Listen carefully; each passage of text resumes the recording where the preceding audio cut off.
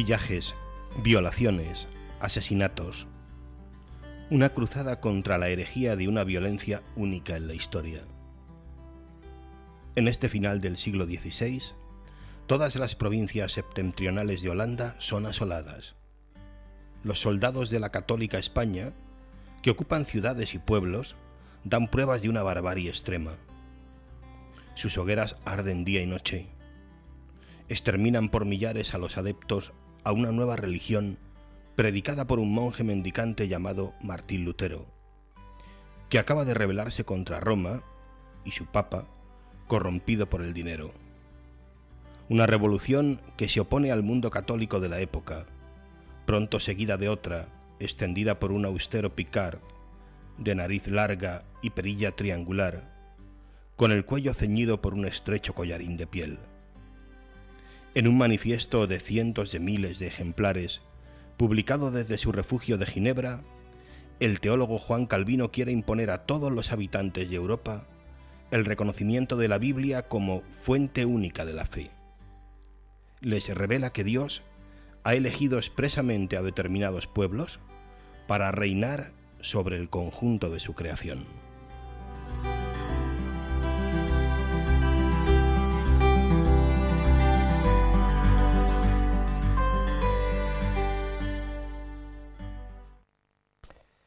Saludos amigos, de nuevo estamos en 49 o más, en una nueva semana, con el objetivo de presentarles un libro, una recomendación, una aventura en la que adentrarse. En definitiva, para nosotros, un buen libro es eso, una aventura en la que adentrarse para conocer personajes interesantes en algunos casos y en otros, como es el de hoy, historias interesantes, historias que hablan de lugares tremendamente interesantes, como es el que hoy yo creo que les traemos.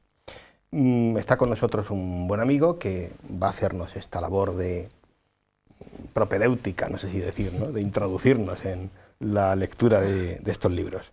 Antonio Rubio Muga, bienvenido. Muchas gracias, bien hallado, Antonio.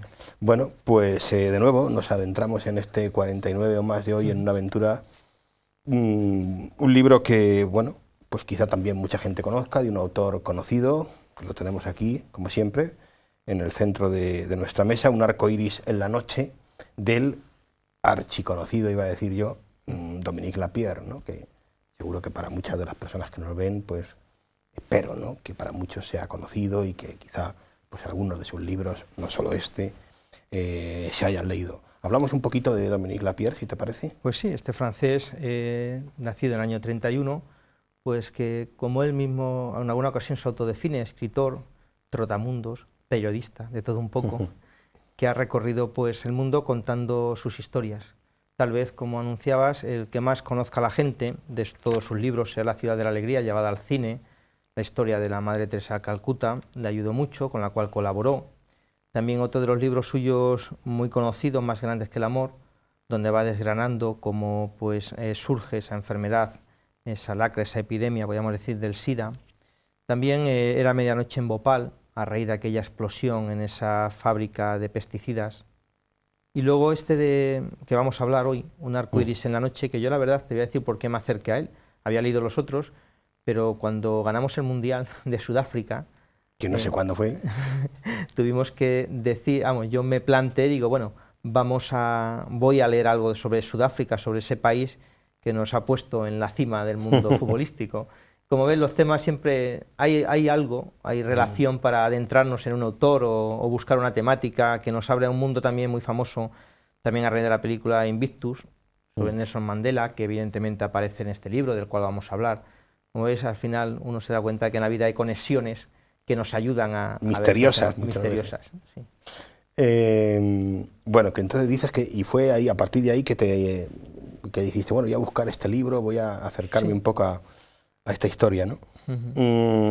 ¿A quién o a qué se refiere este libro, ¿no? Un arco iris en la noche. Pues el libro es un resumen, muy resumido, pero muy interesante, lleno de historias, lleno de tragedias, también lleno de alegrías, de toda la que ha sido la historia de Sudáfrica, desde que los primeros europeos, holandeses en este caso, aterrizaron allí en el año 1652, hasta cuando Nelson Mandela gana las elecciones. prácticamente pues 4 siglos. Vamos a situar un poquito, ¿no? Mientras comentamos esto, Sudáfrica, todo el mundo tenemos quizá, ¿no? Sudáfrica en el mapa, pero bueno, mientras hablamos un poquito, situamos Sudáfrica, un país inmenso, hoy por hoy, un país grandísimo. Grandísimo, con grandes avances. Cuando uno piensa en África, pues aparece en el libro como ahí fue donde se realizaron los primeros trasplantes de corazón en Sudáfrica. Ese dato no lo tenía yo. Sí, pues fue un médico de Sudáfrica el primero que realizó el primer trasplante de corazón. Falleció la persona al poco tiempo, pero luego realizó el segundo con éxito y pues una eminencia en ese tema. No, y bueno, y hay como una mezcla, ¿no? Que se da en muchos lugares, yo creo que de África también, ¿no? Tremenda. Es decir, que uno se imagina a lo mejor Sudáfrica y se imagina selva, ¿no? Prácticamente, ¿no? Todo selva y no es solo selva, hay grandes ciudades, como tú dices, y donde hay, bueno, pues unas infraestructuras, digamos, como puede haberlas aquí, ¿no? El problema es que eso luego no se extiende. Claro, el acceso a toda Sudáfrica, ¿no? A esas ciudades, a esos lugares, a esos barrios de élite, podríamos decir, de Ciudad del Cabo, Johannesburgo, pues ese tipo de ciudades, los barrios, pues es para una minoría. Lo que pasa es que, como vamos a ver a lo largo del libro y como se puede ver, pues las cosas han cambiado mucho, sobre todo en los últimos años, a raíz de cuando Mandela sube al poder, con un 68% de electorado que le apoya, y fue haciendo cambio, aunque él se encontró con grandes lacras, como luego veremos. ¿Qué te parece el género? Hay una cosa curiosa que, bueno, para el que sea así un lector, pues habrá con esto, como en tantas otras cosas, ¿no? Opiniones para todos los gustos, ¿no? El género de este libro, que a lo mejor tú no lo calificas así, ¿no? Pero hay quienes califican el género de lo que es Un arcoíris en la noche como de novela-reportaje. ¿Por qué? Pues porque sí, es una historia, digamos, novelada, que detrás tiene tintes reales, ciertos, históricos, porque lo que hay es un hombre que, como tú has dicho al referirte a Dominique Lapierre, pues es un trotamundos, que ha conocido mucho mundo, que ha conocido historias reales y que luego se pone a escribirlas y las, podríamos decir, novela, ¿no? Por eso el género, hay quien le llama así, ¿no? Novela-reportaje. Sí, evidentemente una historia como podría ser los últimos 4 siglos de España, pues sería muchas veces, nos echaría para atrás, y si es de tu país, pues te acercas a él. Pero un país que está a miles de kilómetros de aquí, pues a no ser que te llame la atención por algún motivo, como decía ya al comienzo del programa, pues no te acercas, y si coges un libro bastante árido, pues no te llama la atención y lo dejas. De esta manera, Dominique Lapierre pues acerca a cualquier lector de cualquier parte del mundo, de cualquier lugar del mundo, pues la realidad de un país que yo creo que sirve también para no solamente este país, sino lo que ha sido África, la realidad de África a cualquier persona, un continente desconocido, y a través de esta historia, de este reportaje, de esta novela, más que novela-reportaje, me atrevería a decir, pues uno se adentra a este gran continente. Te propongo que nos adentremos ya nosotros en, bueno, algunas cuestiones interesantes que aparecen en el libro, de las muchas, yo te propongo aquí, te voy a proponer 2 o 3, ¿no? Para charlar un poquito y, bueno, pues invitar a la gente que nos está viendo a leer este fantástico libro, ¿no? Y la primera es dura, muy dura, pero yo creo que muy actual, por desgracia, ¿no? Y quizá por esto es una razón para leer este libro, ¿no? Para aprender de algunos errores y no caer en determinados comportamientos. Hablo de la ambición humana del hombre de hoy y del hombre de todos los tiempos, diría yo. Él es muy duro, a mi modo de ver, Dominique Lapierre, con la crítica que hace a los holandeses y al tratamiento de los holandeses, que son, como tú decías, los primeros que llegan a esta región de lo que luego será Sudáfrica, ¿no? Y es muy duro por eso, por esa ambición, ¿no? Que demostraron brutal. Evidentemente, cuando los holandeses aterrizan allí, uno se pregunta por qué pintan 5 barcos de holandeses en el año 1652 en África. Ellos intentaban llegar, pues, la ruta de las especias, y se daban cuenta de que tenían que tener puntos intermedios, tenían que luchar contra el escorbuto. Entonces deciden enviar allí a una serie de compatriotas para que plantasen, para que cultivasen, para que tuvieran animales, y los barcos holandeses, antes de llegar a Asia, parasen allí y repostaran y pudieran hacer frente al escorbuto. Y eso es por qué los holandeses llegan allí.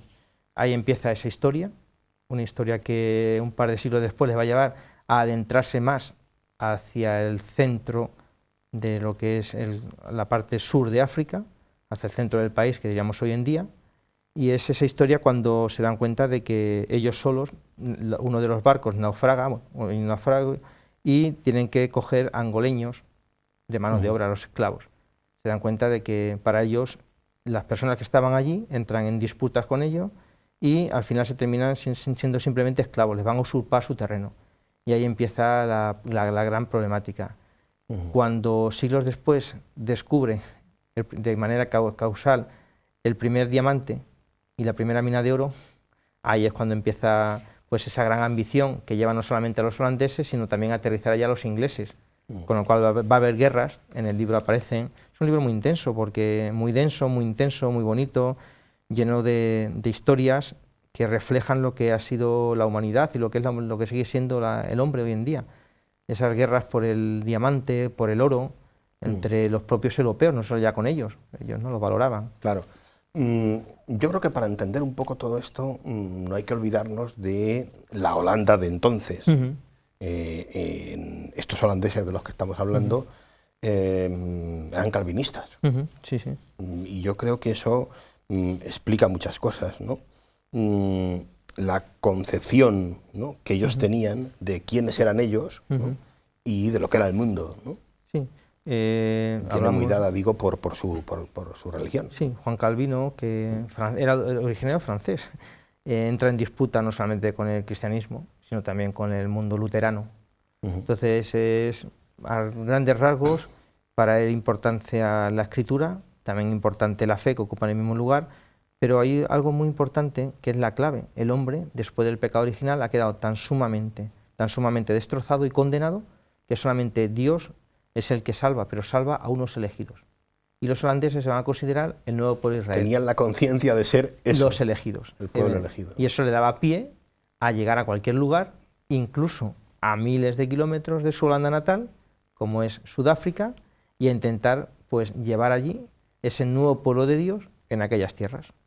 Signo, esto es importante, de que Dios estaba con ellos, es que ese pueblo iba prosperando en la mentalidad calvinista, prospera en negocio, prospera en expansión, y es como que Dios ratifica a ese pueblo. Es terrible, si lo piensas, es la verdad que brutal, ¿no? Pero detrás un poco de esto, ¿no?, de esta actitud tan de arrasar, ¿no?, tú lo has sugerido antes, y ahora ya yo te propongo que nos adentremos en ello. Digo que detrás de esta actitud arrasadora está el origen de un tema que, bueno, pues muy conocido, muy tratado en el cine sobre todo, ¿no?, y una auténtica lacra hasta hace 4 días, como aquel que dice, ¿no?, que es el apartheid, ¿no? Iba a decir hasta hace 4 días, en algunos sitios, hago referencia a algo tremendamente actual en Estados Unidos, ¿no?, lo que está pasando últimamente con el presidente de Estados Unidos y algunos sectores, ¿no? Pero bueno, no quiero irme por ahí, ¿no? Voy a esto, ¿no?, que el origen de esto que tú estás comentando dará origen a algo terrible, ¿no?, que, como te digo, ¿no?, que es el apartheid, ¿no? Sí, auténticos guetos. No olvidemos que allá por los años 60, algunos de los dirigentes de Sudáfrica habían estudiado en las universidades de Berlín y de Múnich, habían vivido de la filosofía nazi, de la manera de vivir. Entonces ellos se consideran, los holandeses, los europeos que estaban allí, en definitiva, pues un pueblo superior, un pueblo que puede usurpar la tierra a las personas que llevaban allí, y un pueblo que para ellos van a ser esclavos. Crean guetos dentro de las ciudades, guetos como creaban se creaba en la Alemania nazi. Eso lleva a esa separación, y eso lleva a una de las personas que crea pues un partido político en contra de esa usurpación de la tierra, en contra de esa filosofía, de esa manera de entender la vida, que es Nelson Mandela, pues el día 13 de agosto del año 64, simplemente por puras ideas, era una lucha no violenta, pues es encarcelado. Y va a permanecer en la cárcel pues 27 años, por ese motivo. Y se va a convertir en un auténtico icono, ¿no? Sí, evidentemente él va a ser un icono. Se va a ratificar el hecho de que las cárceles, tiene un detalle, Está en la isla de Robben y dice: se trata de jaulas de 1,80 m de largo por 1,20 m de ancho, sin más muebles que una estera de sisal desenrollada sobre el propio suelo, para servirle de cama, un cubo, y en el techo una bombilla encendida de día y noche, en la celda número 466/64. Pero fíjate, ¿no? Es terrible porque es la concepción del otro como cosa, prácticamente. O sea, el otro es una cosa, un animal, algo a mi servicio, ¿no? Completamente. Es la reducción de la persona, pues eso, a lo animal, a la cosa. A lo mínimo. A lo mínimo. A lo mínimo para utilizarle trabajos forzados. No podía recibir solamente una visita a través de un teléfono y de una pantalla distorsionaba la voz, distorsionaba la imagen cada 2 meses, cuando yo lo accedía. Cuando no, pues se podía tirar a una persona, un preso, meses, años, sin recibir ningún tipo de visita. Fíjate, un tema que yo quería sacarte en relación con África, pero que es como una América y tú conoces, yo sé que tú conoces bien, ¿no? Por traernos un poco a la actualidad, tú has hecho alusión a todo el tema del descubrimiento de brillantes y oro y demás, y bueno, y las guerras que todo eso va a generar, fruto de ese arrasar con lo que no es tuyo, ¿no? Salvando todas las distancias de siglos y demás, pero de alguna manera es que esto sigue pasando un poco. Sí, sin un poco. Y no pienso solo, te repito, en África, pienso en América también, ¿no? En algunos lugares de América. Sí, hoy en día tal vez no sean gobiernos, sino podríamos llamar a las grandes multinacionales que siguen explotando, siguen buscando la mano de obra barata, sea donde sea, bien sea África, bien sea América, bien sea Asia, donde pueden lucrarse de la mayor manera posible, pues allí aparecen. Y sigue siendo también una forma de opresión, como fue la Sudáfrica anterior a Mandela. Evidentemente él se levantó, fue gracias también al presidente del gobierno de entonces, que accedió a hacer un referéndum donde pudieron votar todos los blancos. Asunto también de actualidad. Si dejaban que los negros accedieran al voto, y accedieron. Entonces las primeras elecciones, claro, eran mayoría 4 millones de blancos frente a más de 20 millones de negros. Evidentemente las primeras elecciones pues las va a ganar Mandela con un 68% de votos a su favor. Y se enfrentaba pues con grandes problemas, como era el problema de la violencia, porque la policía de aquellos últimos años se había dedicado a perseguir a los negros, a perseguir a aquellas personas con leyes ridículas, que no se podían ni besar en la calle, no podían utilizar los mismos servicios.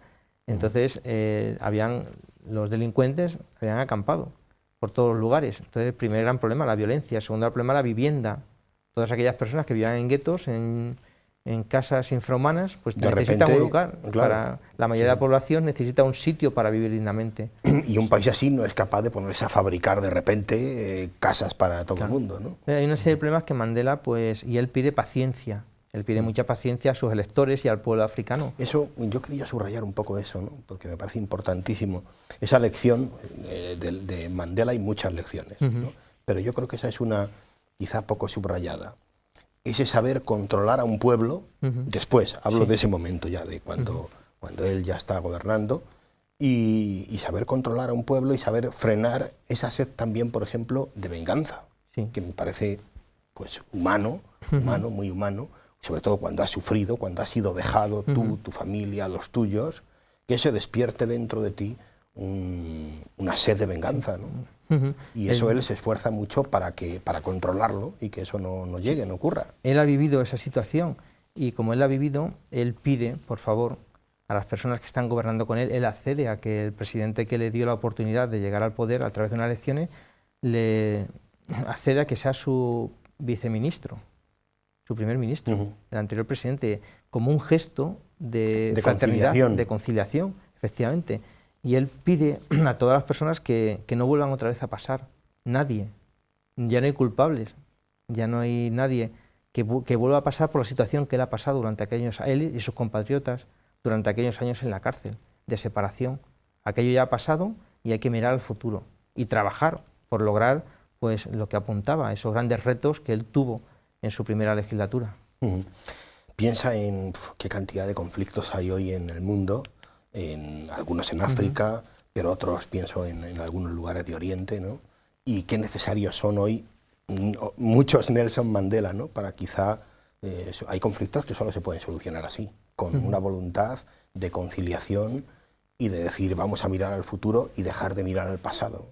Y de perdón, no olvidemos que Nelson Mandela es Premio Nobel de la Paz y un personaje muy importante que es el obispo anglicano Desmond Tutu, que también logró el Premio Nobel de la Paz, también trabajador incansable por derrocar aquella política del apartheid.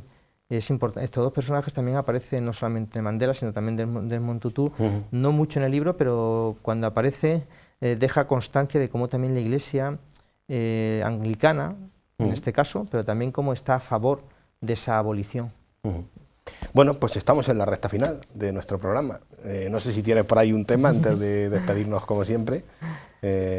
Sí, simplemente antes de leer el texto nos situamos pues, en el año 38, cuando accede al poder Daniel François Malan, y en su casa de Ciudad del Cabo, pues se va a reunir con un grupo de amigos, con 3 amigos más, donde van a poner lo que es la base de la campaña electoral que le va a llevar al poder y va a empezar ahí a desarrollarse plenamente la política del apartheid.